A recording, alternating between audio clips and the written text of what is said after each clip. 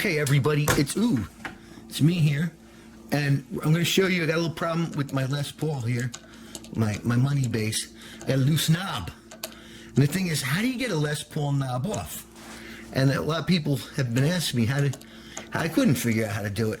And I guess there's a special tool for it. You can buy them at Stuart McDonald for, I don't know, probably like 35 bucks. But, or what you could do is go down to your 3D printer and just kind of print one right up. And that's what we did. So I'm going to show you how this works real quick. What you do is you take this and you slide it over the knob, okay? And you get it down. You push that down over the knob. And then you pull it up. And you can see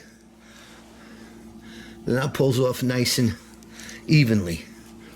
And that's how you pop a Gibson knob. And you can see why this came unscrewed. So now I have to take off the back and push the potentiometer back through the top hole in the base and tighten it up. But that's how you get the knob off real quick. Little Uncle Robbie short.